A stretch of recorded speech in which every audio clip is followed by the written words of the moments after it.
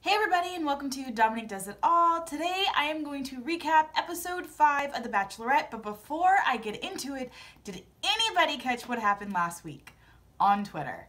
So supposedly, former contestant Lee Block, whatever her name is, she goes and gets on Twitter and says, watching The Bachelorette with my roommate, and he asks, is this love and hip hop dead? Really? Really? Lea, you tried it. I was highly annoyed when I saw that. My Twitter fingers were ready. I was about to hop on Twitter and give her back a reply when I seen that our Rachel had already clapped back. Rachel said, dang, your roommate sounds like she should meet Lee. Let me know if you want me to set that up. Hashtag, I've got time for that. Rachel, girl, get it. I didn't even have to come in there and say anything. There was other people that came to her defense, but she shut it down. And I have time for it, girl. Ooh, she's letting you know, Lea. If you want to go there, she's ready. Come see me. Now, I tried to go back and check out this Lea chick because apparently she's a former contestant on The Bachelorette. And Lea decided to say, I'm not racist. You know, that's just what my roommate said. Like, you knew it was an ignorant comment that your roommate said, yet you still felt the nerve to type it out because you thought it was funny. I guess a lot of people had problems with it. I mean, I was in my feelings too. Like, what do you mean love and hip hop? Because there's more than 2 black contestants and then The Bachelorette's black. Now it's 11 hip hop. Really, girl? Really? She felt like she was bullied and she deleted her Twitter.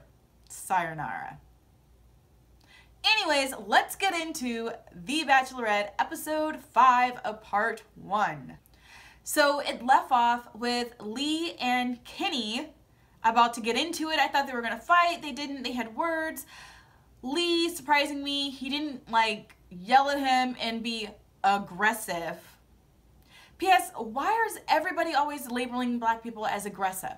When you get in an argument as a non-person of color and you get loud, why aren't you labeled aggressive? But when a black person, I'm just going to throw it out there, person of color or a black person, gets loud and passionate, you know, you feel like your life is threatened and they were being aggressive towards you. Shut up and sit down, Lee. Have a seat. Have several seats. I mean, Kenny shouldn't have said anything at all. Just my opinion. He should have just went about his business, but he couldn't hold it in. That's what happened. They just had words and then they walked the other way. And I was just like, really? We did a to be continued for this? Yeah. Boring.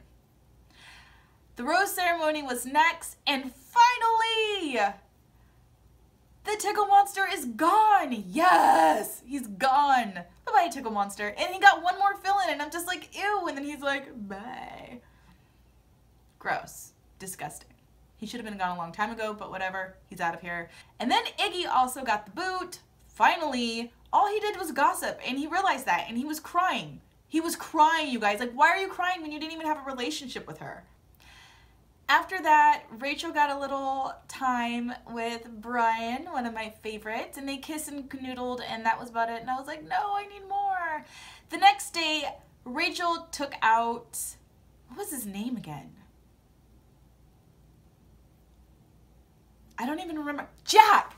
That's who it is. Creepy Jack. That's what I'm naming him because Jack likes to do this. Rachel, I just really like you. He does like this creepy stare. And the whole time I was watching, I was like, ew, you're creeping me out. And Rachel didn't seem like she was vibing with him. I didn't see any chemistry. Like none. And the whole time, homeboy is like, oh my gosh, I think I'm falling for you. I want to meet your mom and dad. And I'm like, dude, pump your brakes. He went to kiss her and she kind of turned away. And she was like, oh, I'm sorry, I have a cold. This heifer knows she didn't have a cold. That was a nice way of giving an excuse. And he didn't take it. He was like, oh, it's okay. I'll get a cold too. It's fine. I'll catch whatever you have. I want that kiss. And she was just kind of like, okay. Like, ugh. Guys, take a hint. I have a cold and she wasn't coughing the whole time. And she went on the date. She didn't have a cold. She just didn't want your lips on her lips. Do the math. I felt like Jack was delusional during the whole date, and then saying that he wants to meet her mom and dad, and He can make him laugh. And I was just like, dude, are you even listening to her? Are you even getting any of the vibes that she's throwing off? You're not the one. And he kept looking at her like this. And it was just like, ew. And then she got the rose and she was like, I'm sorry, I can't drag you along anymore. I can't give this to you. You've got to go home. Sorry. I mean, they're the two that made the most sense. They're both from Texas. They're both attorneys. And they're both around the same age. But I mean, you either have it or you don't. You click or you don't. And he was just creepy as fuck. And he should have like left. My bad. I didn't mean to say that. But he was just creepy and should have left a long time ago. Moving on. So after the final rose ceremony, Rachel goes, hey, you guys, we're leaving the country and we're going to Norway. Woo! Norway, yay!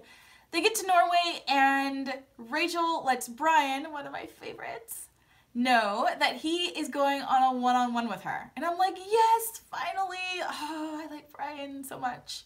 She takes him to this big ol' building. It's like some kind of building where skiers go, Olympic skiers go to jump off and ski and practice. It's 187 feet tall. And they get up there and she goes, surprise, we're gonna rappel down. Excuse me? Excuse you, what? No. I mean, he took it like a champ. He was like, what? And they did it. Halfway down, he's like, come here, I wanna kiss you. And she was like, what? And I was like, maybe you should wait until you get down, until your feet touch the ground. But he kissed her and she kind of melted and kind of took her fear away. And I was like, oh, how sweet. I mean, that wouldn't have been me. I wouldn't have been in that situation in the first place, but oh, how sweet.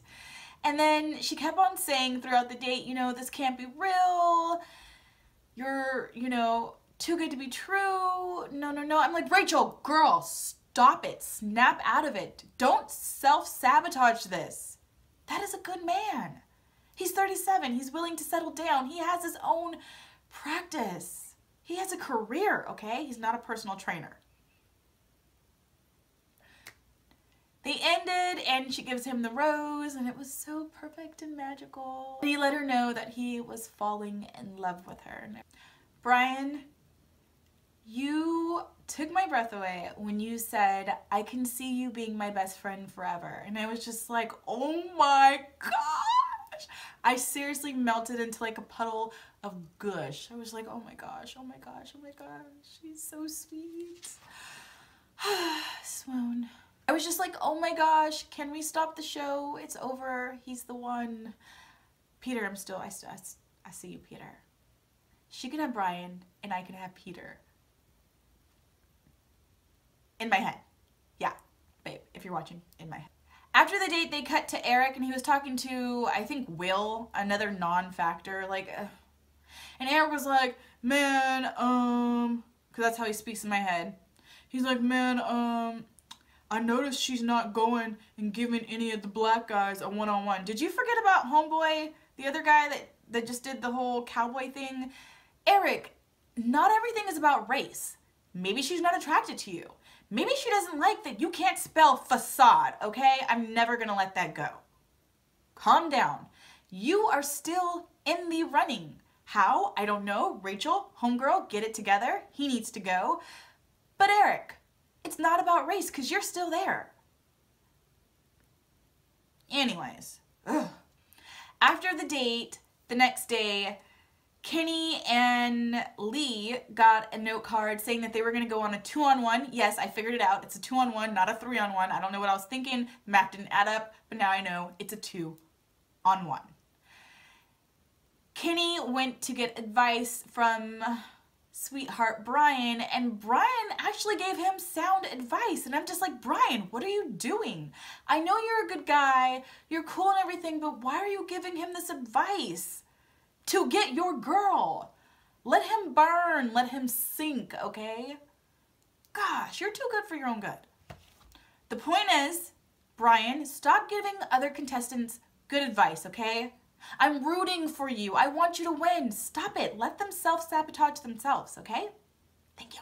Next, Rachel took the remaining guys on a group date to play handball. To me, that was extreme handball, and I kind of got that when the head coach that was teaching them said, handball is life. And I was like, damn! They were throwing that ball so aggressive, I was just like, yeah, I probably would have sat that one out. The game was kind of boring. I did like that I got to see Peter and some of the other guys in that spandex jumpsuit thing. I was like, yes, Rachel, this is what you were going for. Thank you for that eye candy. The game was kind of boring. Peter kind of isn't all that athletic, but I did like that he flirted with her and he picked her up, and I was like, ooh, did he just grab her butt? I was like, ooh, look at Peter getting all handsy. Okay, it's different when a guy touches you and you're not into them, but when there's chemistry and just touch you, I'm just like, oh, yes. Anyways, Will ended up being the MVP and scoring a bunch load of points, and their team won. And as they were carrying them out, who do I spot? I spot Adam's creepy ASS doll, just lurking in the background.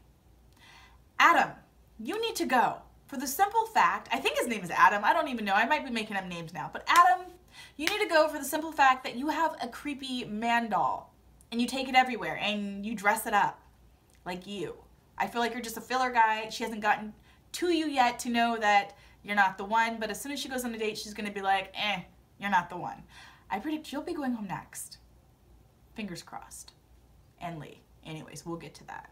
Afterwards, she took all the guys back for like a little nightcap, and she tried to talk to them, and Josiah got freaking creepy.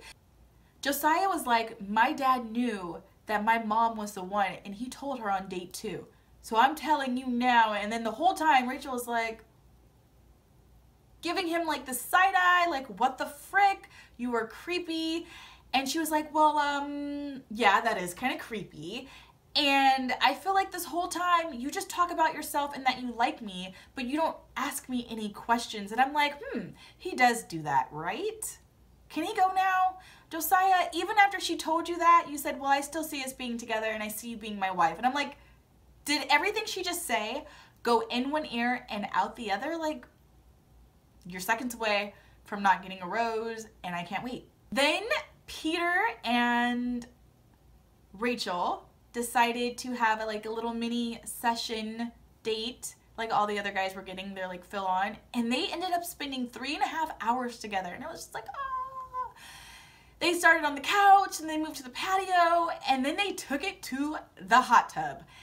And it was hot and heavy. They didn't show us a lot, but my girl Rachel was straddling him on his lap, making out. And I was just like, yes!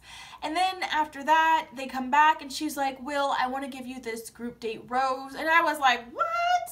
And Peter was like, the fuck? Seriously, how do you go from having this amazing time in the hot tub to giving it to Will because he scored the most points earlier? Nah, it doesn't work like that, girl. And Will isn't even the one. He's a non-factor. But I understand you can't kick off everybody now because then there wouldn't be a show. So I guess you gotta keep it moving. Whatever. I was disappointed too. Don't guard yourself, Peter. I'm rooting for you. Finally, the moment we've all been waiting for. Lea and Kenny's 2-on-1 2-on-1 group date. And I'm like, oh my gosh, it's gonna go down. They're in the plane, they're not talking to each other. And Rachel's like, hey, Kenny, can I talk to you for a second? And he's like, yeah, we can talk. She asks him what happened. He retells what happened between the two of them. Then Rachel goes back and gets Lea, and she's like, Lea, what's going on? You know, I know there's some drama. And he was like, I just feel like my life is threatened. Kenny is so aggressive, and he gets crazy when he drinks, and he turns into this dark person, and he called me a bitch. And at first I was like, what? And then I was like, yeah, actually he did call you a bitch, so I did remember that. And then he was like, and then he pulled me out of the van and said he wanted to beat my ass. And I was just like, what? Kenny said a lot, but at no point did Kenny pull you out of a van and say he wanted to beat your ass, okay? Because if he did, that would have made for great TV, and we would have seen it. But we didn't. P.S. Side note to the editors that edited that clip before the date, I love how you guys put the little snake in, you know, referencing Lea being a snake. Nice touch. Rachel's like, what? What happened? Did this really oh my gosh, thanks for telling me. She sends him back, and then she's like, I don't know what to believe. So she goes back and gets Kenny. And she's like, Kenny, he just told me that you called him a bitch. And Kenny's like, what? I didn't call him a bitch. And I'm like, you did, but you probably forgot, so I'll let that slide. And then she's like, and then he said you pulled him out of the van and tried to beat his ass and you have a drinking problem. And he was like, no, I didn't say that. No, no, no. And so he goes back over and he just sits down and he is heated. And I'm like, dude, Kenny, don't say anything. He wants you to hit him. Don't say anything. Let it go. You know, let her make her decision. And then Kenny walks back over and he's laughing. He's like, dude, you're a liar. You're a liar and a snake. For real? That's all you had to say, so you had to lie? And they say, to be continued. To be continued. No. I need my fix. So that's the end of this recap. What did you guys think? Who did you want to see go home? Did you want to see more guys go home? What did you think of the whole episode? What did you think of creepy Jack? Ew. Comment below and let me know. If you like this video, please thumbs up and subscribe. And until next time, thanks for watching.